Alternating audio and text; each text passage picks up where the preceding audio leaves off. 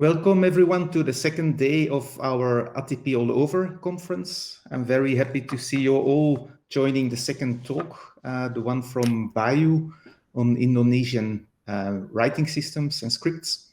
But I first, before Bayu starts his talk, I would like to thank all the sponsors who made it possible for this online event to happen again. We're very grateful for all the support that you've given ATypI and our community. So I would make a special thank you to Google, to Sandal, FounderType, Adobe, as well as to Microsoft, Morisawa, Monotype, and FontLab, and for the partners, TDC and the Polish-Japanese University of Art. So thank you once again for all your generous support to make it possible for all corners of the world to present to our international community. Thanks so much. So the talk that's going to happen at the moment is one presented by Aditya Bayu Perdana. Bayu is at the moment currently pursuing a master's degree in postgraduate architecture, but he's also an independent researcher. He's a designer and an educator who is specializing in the traditional Indonesian writing systems and typography. He has been a font consultant for many software companies like Google and Monotype, and he has already designed quite a lot of good, functioning and beautifully designed typefaces for various user communities. In this talk, Bayu will present you about the developments of the Indonesian scripts and also the discontinuities of the design. So I would like to please welcome Bayu and start the recording to give a talk. We will be having, of course, time for Q&As after Bayu's presentation. But if you have some questions in the meantime, feel free to add them in the chat room, which is on your lower right, where like this text balloon is happening. That's the room chat in general. If you have a private question, just use the question mark. So then the moderators will see the question that we can ask. So thank you all for attending, and Bayu, the floor is yours. Thank you. Thank you, Joe. So hello, everyone. Thank you for attending. Joe has summed up my my background a bit. So the materials here are kind of dense. So without further ado, I think we can play the video. Hello, everyone. My name is Aditya Bayu, currently living in Jakarta, Indonesia. Firstly, I would like to thank the organizer of ATypI this year, because today I have the opportunity to share with you part of my research titled Development and Discontinuities in the Design of Indonesian Traditional Scripts, a brief timeline. My background is actually in architecture, and I'm currently enrolled in postgraduate architecture program. My interest in typography of traditional Indonesian scripts stem from my general interest in design and history, with most of my typographical works being exploration of these scripts. Over the years, I've had the opportunity to work in several projects involving the use of Indonesian scripts, and during these projects that I collect the various materials that I present to you today. The vast archipelago that is now known as Indonesia is well known for its cultural diversity, with over 800 spoken languages. Indonesian, or Bahasa Indonesia, is designated as the official language of the nation. But for many Indonesians, traditional languages still play an important role as the primary language of communication within respective communities. From these hundreds or so languages, a handful of them are known to have an indigenous writing tradition using several kinds of traditional scripts, known as aksara in Indonesia. In North Sumatran Highlands, we have varieties of Batak script, while South Sumatran Highlands have varieties of Surat Ulu, including Rejang, Incung, and Lampung. There's ancient Sundanese and Javanese script in the island of Java, Balinese script in the island of Bali and Lombok, Old Makassar, also known as Jangang-Jangang, and Lontara in South Sulawesi, as well as several derivations of Lontara, including Lota Ende and Satra Jontal, in Nusa Tenggara. Historically, the writing traditions of Indonesia are characterized by scriptural plurality, in which several distinct scripts saw overlapping use across various places, periods, languages, and people. Lontara, for example, can be used to write Bugis, Makassar, and Mandara language, while Balinese script can be used for Sanskrit, Kawi, Balinese, Malay, and Sasak language. Contrary to the common view that all traditional society are mostly illiterate, some societies in this region had high literacy rate of their respective traditional script prior to the introduction of modern education system, as described by historian Anthony Ray. However, the first half of the 20th century to the 21st century saw increasing marginalization of Indonesian traditional scripts, with limited or declining number of users whose primary script has been supplanted by the Latin alphabet. Thus today, native speakers of a regional language will not necessarily be native users of the language's associated traditional script. There are revitalization programs which has been pursued by each region since the 80s, but none can be said to be successful in bringing traditional scripts to lively use among younger generations, and anxiety of traditional script demise persists to this day. With little substantive use of traditional scripts in everyday life, recent script-related materials often revolve only on certain predictable concerns. Firstly, there's philologic, which focus on artifacts written in traditional scripts alongside their contents, and there's symbolic, which focuses on ideologies and mystical qualities surrounding the letters, and thirdly, the orthographic, which focuses on spelling rules alongside modern adjustments in the hope of readoption. Design and form of the script itself seems to be rarely addressed, even though script are graphical form of communication, and revivalist efforts often have to rely on visual display to promote their use. As such, prevailing materials often present notable problems from design point of view. Scripts are often only shown in cramped tables, where letters and diacritics are crudely written or typed with substandard fonts. Examples of actual application are often poorly reproduced or omitted altogether, so that the average person searching about traditional Indonesian scripts on Google would only find derivative tables without any visual range. Simply put, modern use of Indonesian scripts is susceptible to highly unattractive typographic representation. Worse still, there are many cases in which users, with no effort to understand the basics of these scripts, simply type letters using standard QWERTY keyboard, resulting in a string of gibberish characters. As most people never saw primary script materials produced before the 21st century, when these scripts enjoy more substantial use, and secondary materials are often rather poorly made, designers and users seem to lack necessary information regarding the structure and convention of letter forms to make informed design decisions. This in turn results in rigid form that lacks contextual range, or blind exploration that ignore historical forms and their inherent qualities. In other words, the result often does not look anything like authentic script or straight up ugly. Ultimately, inattention to these issues hinder revitalization efforts and threaten the integrity of the already endangered scripts themselves. How did it come to this? With existing materials of scripts barely touching upon design subjects, I've been attempting to create a general outline of the development and discontinuities in the design of Indonesian scripts, and the following are part of my ongoing research to introduce more about Indonesian script design and their history. Firstly, we must talk about the writing tradition of Indonesia. While sweeping generalization of the region's traditional scripts might detract from the complexity of their evolution and usage, a brief overview might be necessary to give some sense of the writing practice that supported traditional scripts prior to the dominance of Latin alphabet. The earliest known writing in insular Southeast Asia includes Yupa inscription from Kutai, West Kalimantan, and Ciarutan inscription from West Java.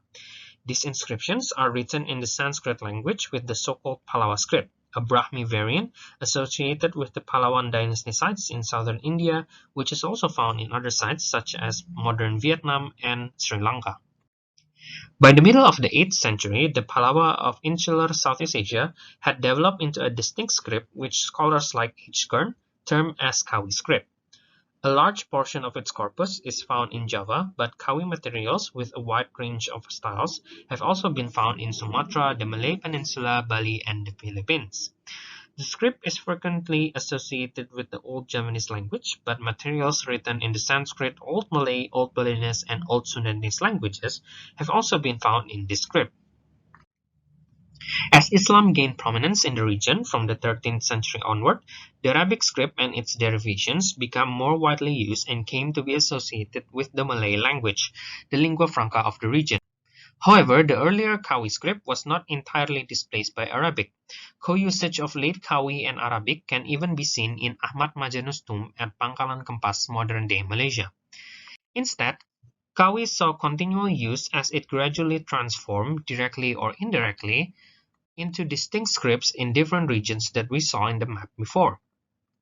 Writing and the use of scripts in traditional contexts may be imbued with spiritual significance and esoteric properties, but practical treatment as communication device is also common. At least until the early 20th century, traditional scripts were actively used by each community for a variety of everyday purpose, from literary manuscripts of royal courts to mundane records by commoners, such as financial notes or correspondence. When Europeans came to the islands, the relation between Europeans and the indigenous scripts of insular Southeast Asia was complicated at best. On one hand, usage of scripts foreign to European preconceptions is one form of cultural practice that may be discounted or viewed suspiciously by colonial authorities. On the other hand, traditional script use was not completely displaced by European presence, and some even gained access to printing technology. The script that received the earliest attention from European printers was probably Arabic Jawi due to its connection with the regional lingua franca of Malay. An Arabic font for typesetting Malay was reported to be used in Holland as far back as 1677, and probably the first Jawi printed book to be produced in Southeast Asia was printed in Batavia in 1746.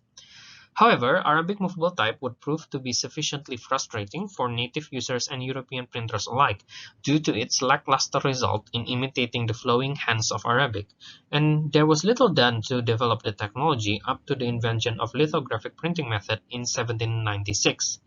The block printing method of lithography was found to be economically viable with sufficiently pleasing results for Arabic script users, and thus became the preferred method of printing Arabic in insular Southeast Asia. Early printed samples of Indic scripts usually consist of tables and brief samples inserted between typeset pages of Latin. Examples include Javanese in Relandus, Rejang, Batak, and Lampung in Marsden, as well as Lontara, Old Makassar, and an alleged former script of Bima in Raffles. In contrast to contemporaneous Malay publications, which are considerably longer, these brief samples did not necessitate the use of movable type and thus were made using block printing methods, as the case of Relandus Javanese sample, which used copper engraving. Only later, when interest in European circles moved beyond Malay, did the urge to create movable type rose around the 1800s. One of the earliest to be developed was probably the Javanese script, used in the island of Java and neighboring Madura, whose early font development has been discussed by Willem van der Molen. Incidentally, Javanese seems to be the most well-documented script case so far, so apologies if in the following part I seem to lean too much to the case of Javanese. While the problem facing early Javanese type might not be as arduous as Arabic on hindsight, the alpha-syllabic nature of the script, which necessitated large diacritics and below-base conjuncts surrounding the main letters, was technically challenging for European typographic methods of the time. Efforts was also hampered by competitive relationships between developers who ignore or actively oppose each other. Eventually, the first viable Javanese movable type was released by Paul van Vlissingen and printed in the October 1825 edition of Java's Koran in Batavia. While hailed as technical achievement at the time, the latter form was deemed rather coarse and unsatisfactory for widespread use, indicating awareness to aesthetic issue in ongoing efforts. Among European scholars, the handwriting style of Surakarta court scribes was considered ideal, also considering that it was a prestigious political center at the time. But its large-sized diacritics and conjuncts was difficult to emulate in print. Only later, in 1838, did another font by Taco Roda become widely used by Europeans and Javanese alike. Roda's design was based on the latter forms of Surakarta with thoughtful consideration in accommodating the spacious proportion of Javanese-based letters, diacritics, and below-base conjuncts.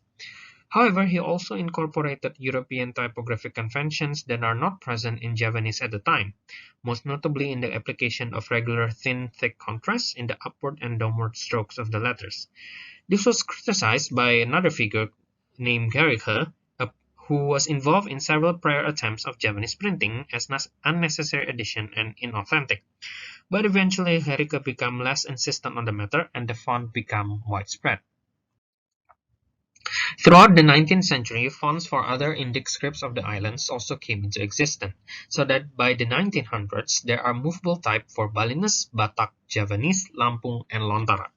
The creation of movable typeface facilitated mass publication of books and periodicals, although each script has different range of materials. Printed Lampung script, for example, do not seem to saw much use beyond type samples. Meanwhile, printed Batak materials mostly consist of missionary materials such as Bible translations. Printed Balinese can be found on secular schoolbooks, dictionaries, and reproduction of indigenous literature, mostly for the benefit of European scholars, as indigenous readers would instead use traditional handwritten manuscripts. This range is somewhat akin to printed Lontara, although there were several periodicals with the script that were intended for more general readers, such as Laun Rumah, an agricultural news bulletin published monthly by Kantor Landbouw of Makassar circa 1929 to 1932. But for many native users of these scripts, handwritten text transmitted through regular copying in traditional mediums may be closer at hand compared to printed materials, although the latter did not cause as much offense as early Arabic type did, and usually found common use as convenient reading primers for native pupils in colonial schools. Printed Javanese has the most extensive documentation of commercial use, showing that Europeans and natives alike were involved in the making of numerous publications in various subjects. To give a few examples, the first newspaper fully printed in the Javanese language and script, Bromartani, was established by C.F. Winter in 1855 Surakarta, Central Java, with regular contributors such as the esteemed Javanese poet Ronggo Warsito. In West Java, Raden Haji Muhammad Musa was able to publish numerous Sundanese language books in the Javanese script due to his relation with government advisor K.F. Ho that gave him access to the colonial state publisher in Batavia.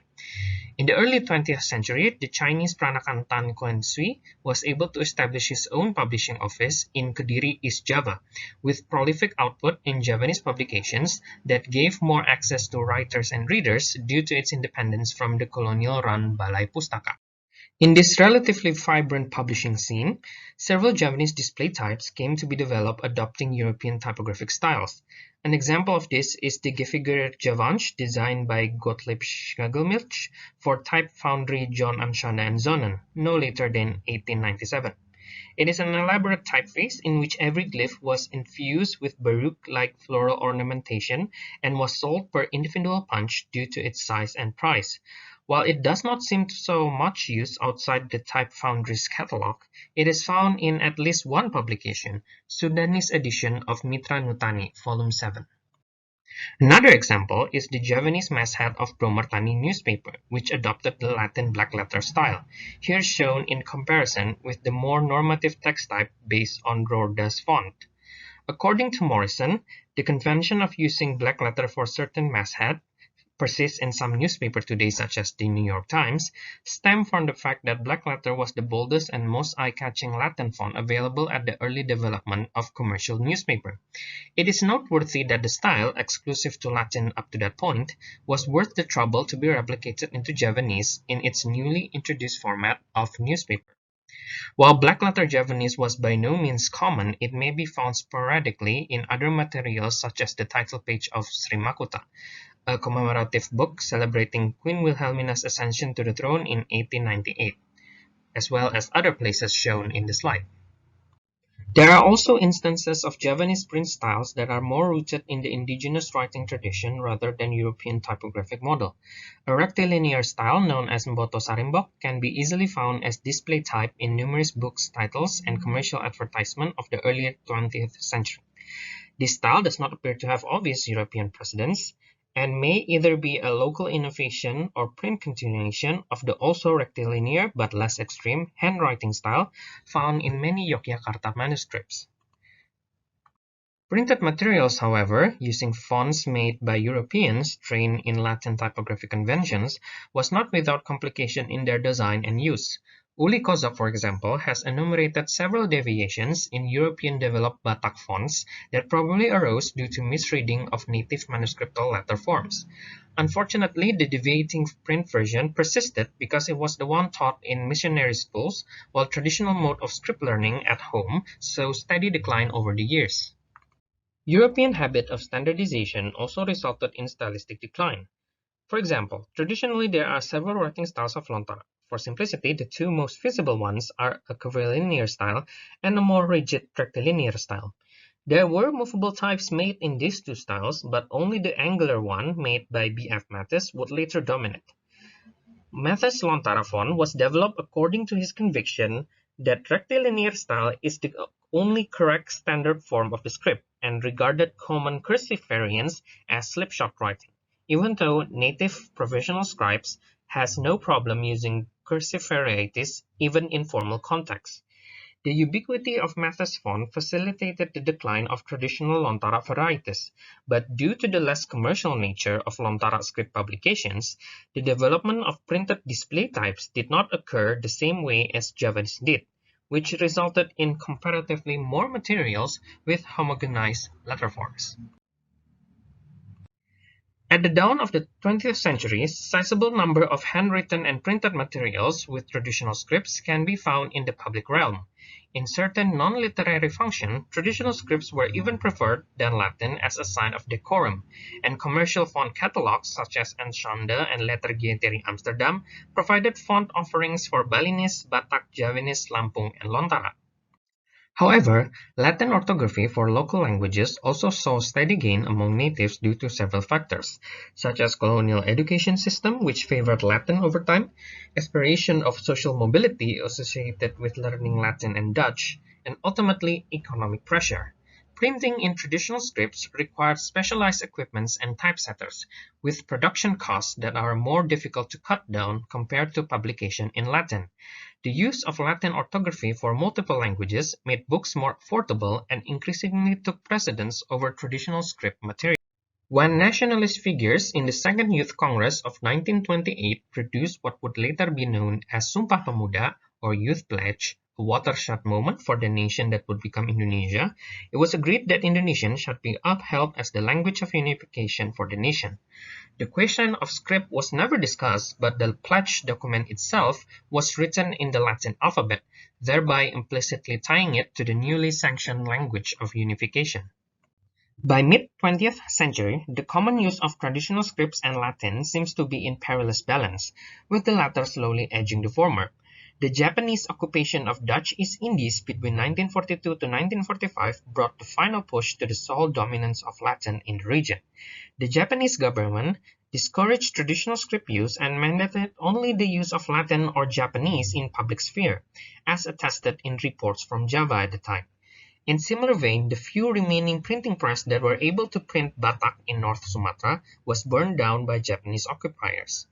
When Indonesia proclaimed independence on 17 August 1945, the young nation was soon preoccupied with armed conflicts, diplomatic struggles, and economic instabilities lasting several decades. With so much going on for the young nation, preservation of traditional script could not become a governmental priority. The newly established state education programs were geared toward literacy of Indonesian in the Latin alphabet. Thus, Latin became the de facto script of Indonesia ever since.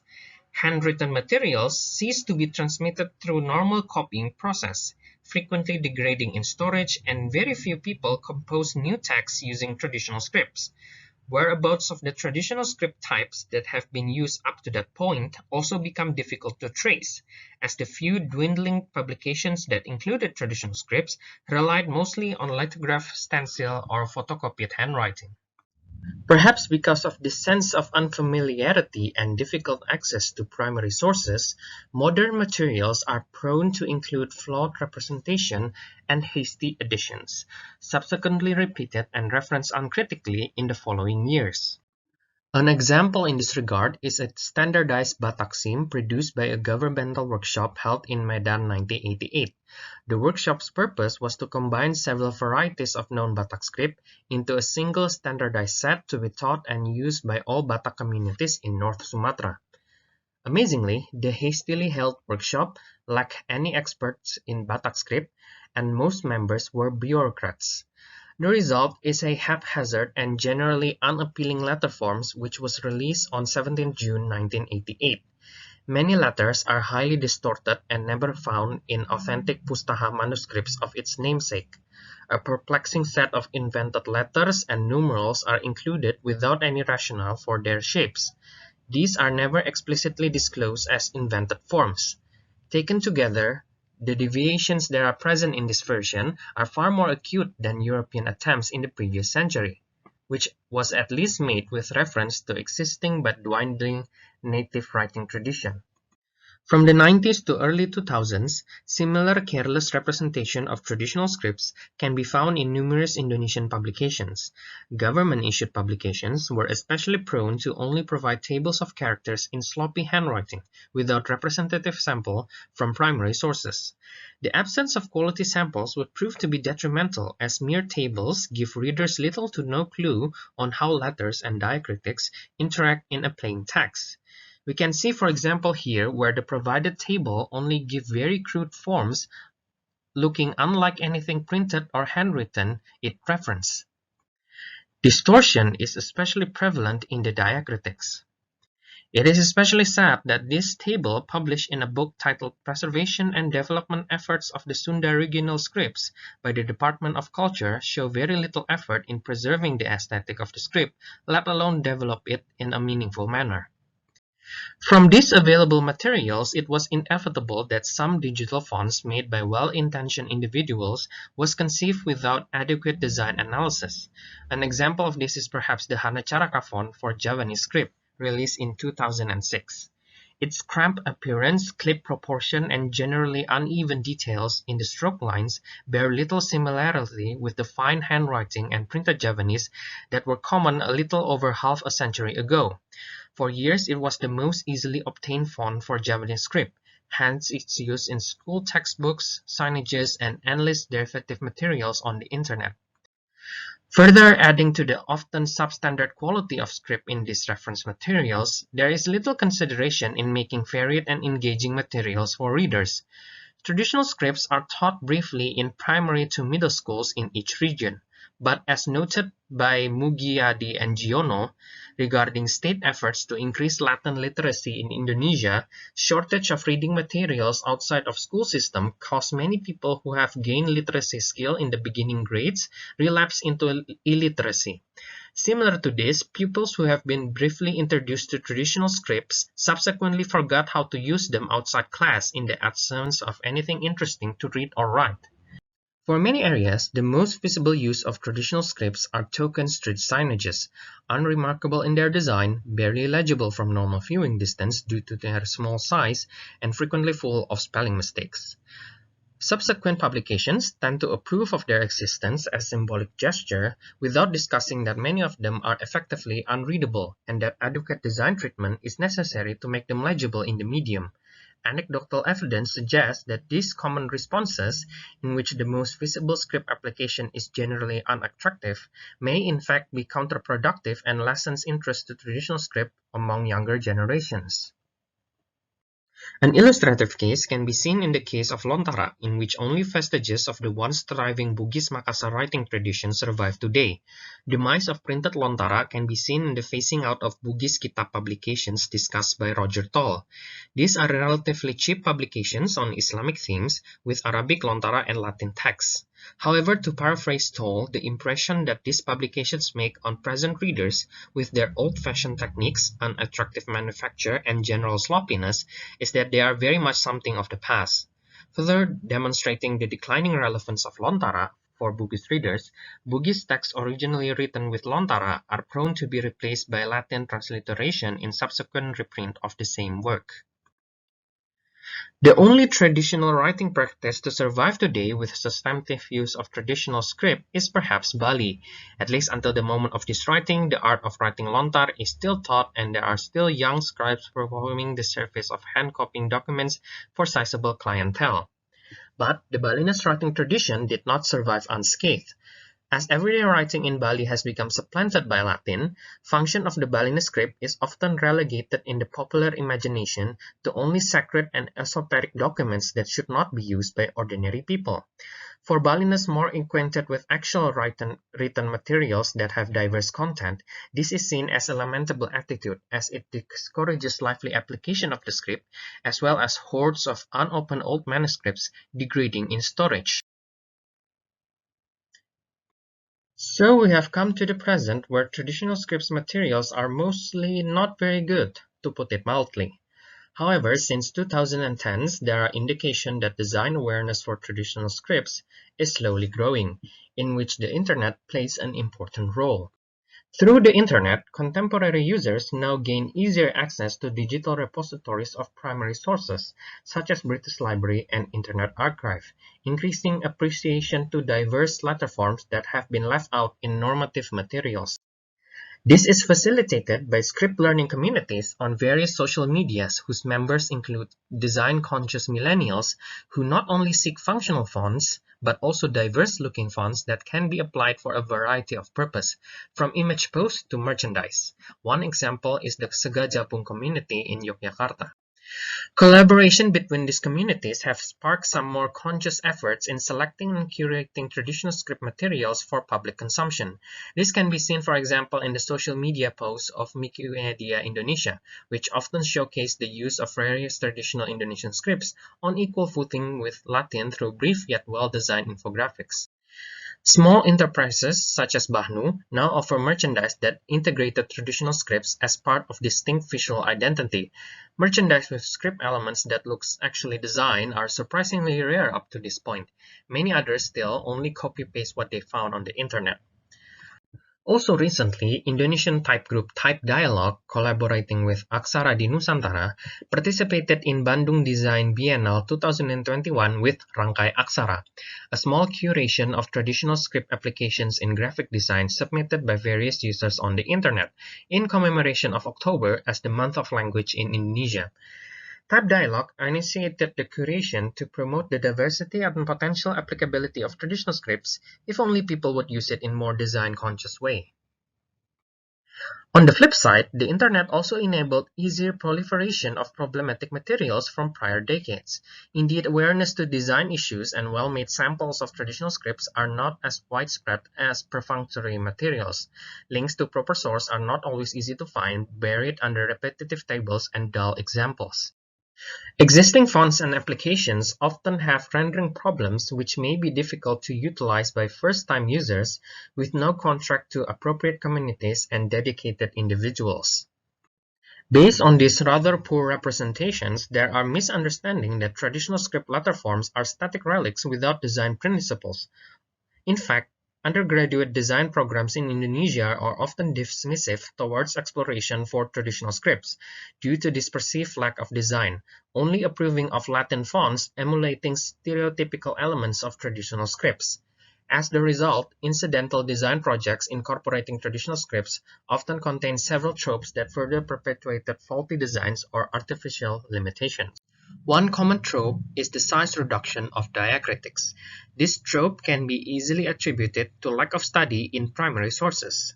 Novice Indonesian users, without prior viewing of an authentic text, often assume alpha-syllabic diacritics work under the same principles with Latin or Arabic diacritics, which are indeed normatively smaller in size.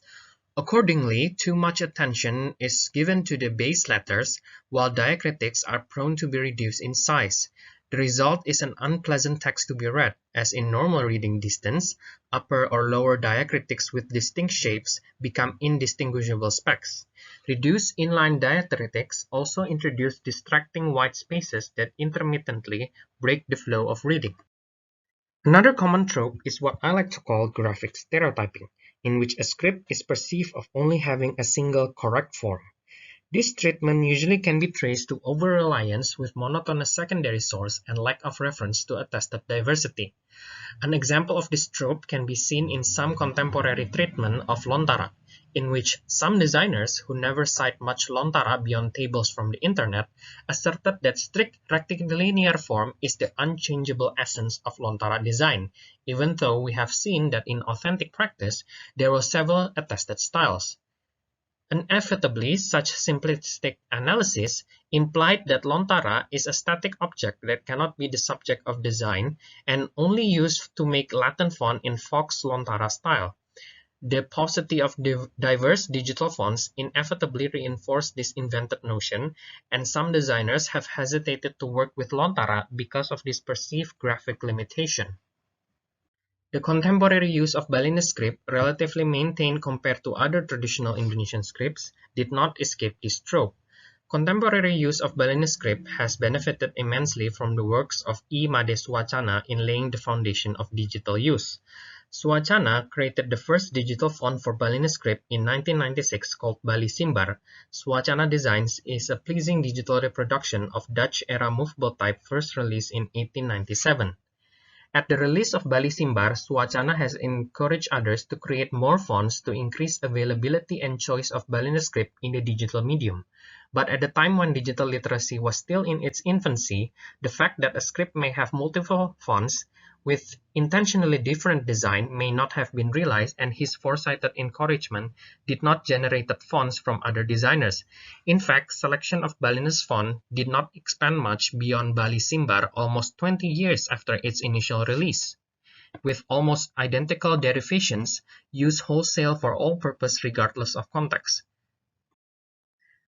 In the latest effort by Balinese government to increase public use of Balinese script, mandating that all commercial signage must include Balinese translation, most talk about issues revolve around spelling errors and possible legal breach in prioritizing Balinese over Indonesian. Issue whether Balinese script can have different fonts or lettering styles that are contextually designed to the medium does not seem to be addressed, as business simply use Bali Simbar or old version of Noto Sans Balinese to accomplish the most basic demands of the mandate. Many still are simply illegible in normal viewing distance due to their size. In a way, the mandate reflects an outdated assumption from governmental bureaucracies that mere inclusion in signages without due consideration of typographic quality will automatically translate to increased interest among younger generation of users. It is only more recently that Balinese users become interested in using new fonts with wider range of styles and applications, such as those made by Ida Bagus Komang Sudarma and Iwayan Sukanta. From a small but growing library of free-to-download fonts that he has created, Sukanta reported that current users still favor something similar to Bali Simbar, although at least one of his fonts that have clear difference with Bali Simbar is also a popular second choice.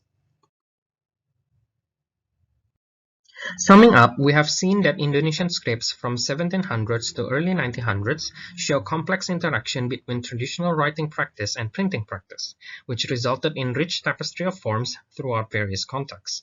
However, their relatively sudden suspension in 1945 has disconnected most of today's users from what was originally a lively tradition, leaving behind only poor reference material. Unfortunately, this has made script usage somewhat trapped in a cycle of stagnating use. Poor reference led to limited choice, which led to general disinterest among youth. Small user base make many Indonesian designers don't consider traditional script a worthwhile effort, considering its obscure nature and unappealing representation in many contemporary sources. This led to inadequate exploration, which further add to the pool of poor reference. As a designer, I think it's imperative to resume this discontinuity between contemporary and historic script practice to create a harmonious relationship between both. Over the years, awareness of design issue in traditional scripts seems to be growing in Indonesia, but only time will tell whether Indonesian scripts will break out from this cycle and continue evolving into something more. I'm Aditya Bayu Perdana from Jakarta, and thanks for listening.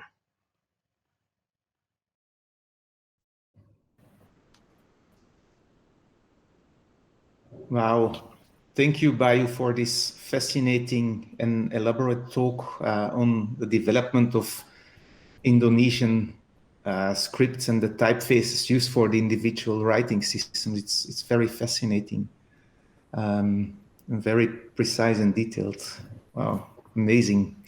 Also great to see like the new developments that are happening and the new designs that are happening and everything. So it's very fascinating to see.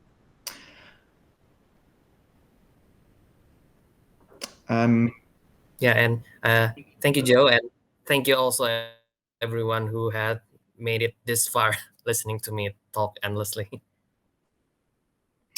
If there's any questions from the audience, please feel free to share it in the chat room for Bayu. I will read out a few of the questions that were raised during your presentation, Bayu, just for the attendees who might not have seen them.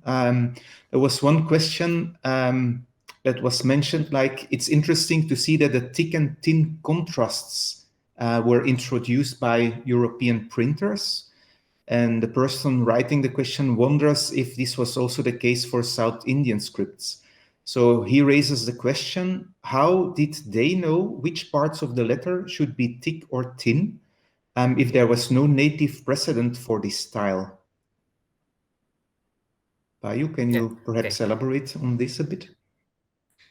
Yeah, so based on what I found is that Rorda basically made it up. I mean, there are some Javanese style at the time of Rorda that has thin, thick, but usually it is not systemized. It may appear at random intervals as flourishes, but Rorda systemize it into something that have a logical system to it. If you if the stroke goes up, it's thin, and if goes down, it's thick. Okay, great. Thank you. There's also a new question. To what extent are these historical scripts well adapted for writing contemporary Indonesian and other regional languages? Yeah. Okay. Wait a minute. How again do I share the apps? Yeah. Desktop share. Don't worry. Start screen share. Am I sharing now?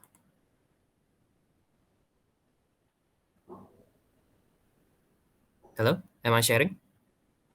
Yes, I can see it now. Bayu? Okay.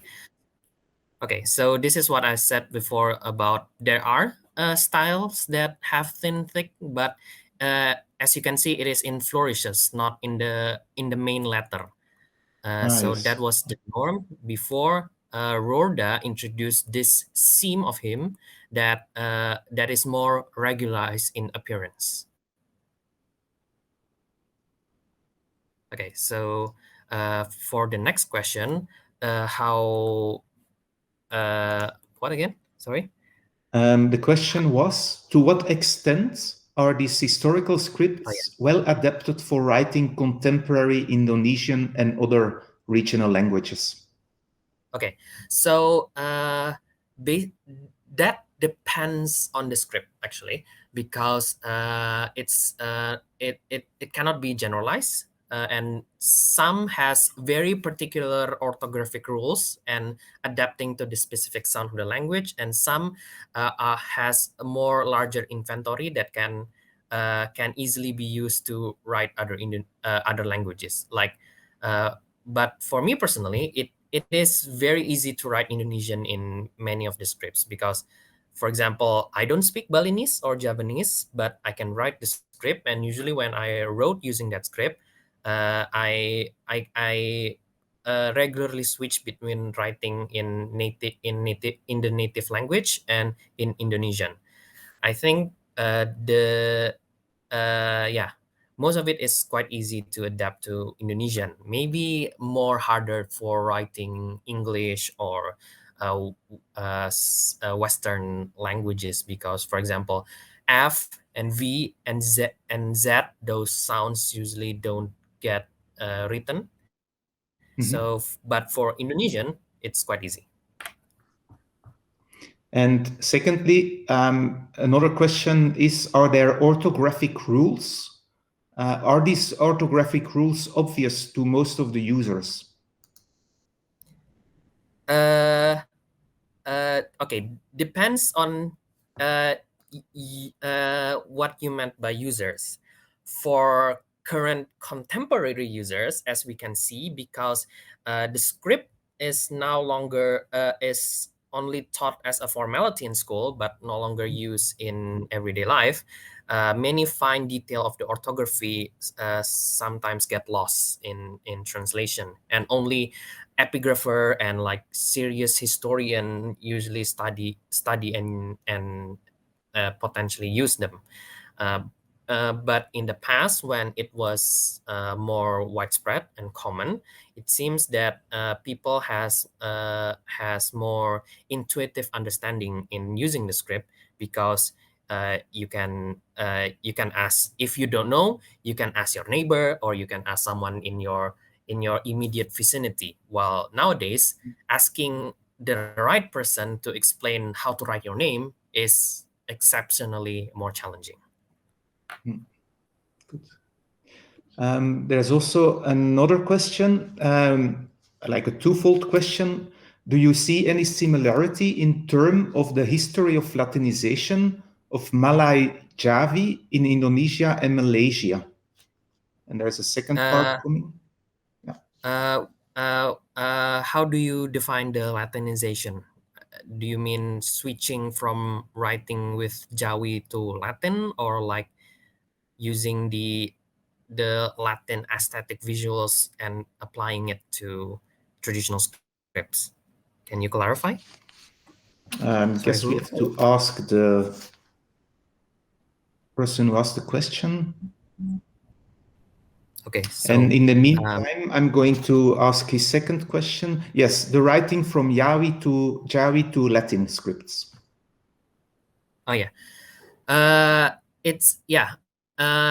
Again, this may not apply to all scripts, but it's kind of but in Indonesia, it's kind of a an of overlapping manner, and can be gradual from places to places. So even before the Japanese occupation, because of the introduction of print, many Javanese users are already accustomed to seeing multiple script texts. They can easily learn Latin and Javanese, and printing Latin is cheaper even for native publication. So uh, over time, it becomes more prioritized and more common, and so it becomes like that. But that is it. But it's a different story in Balinese, where script has a more spiritual significance because of its association with traditional palm leaf lontar. Meanwhile, at the same time, so the time frame here is like the early 1900s. In Batak, the Batak script has already declined significantly by that time. So, yeah, there's a lot of difference from places to places, but most of the time, the changes are gradual until the sudden suspension around 1945. Well, all of this development suddenly favors Latin, and so uh, Latin become the de facto script until now. Okay, thank you. Unfortunately, there's room for one more question, and then we can continue this fascinating discussion in the Hangout space, if you don't mind. So I'm quickly going to ask the last question here. Bayu, where do you get most of your research information and your visual references from? Do the universities, libraries, and museums in Indonesia do a good job in preserving some of these historical documents? Frankly, no. Yeah.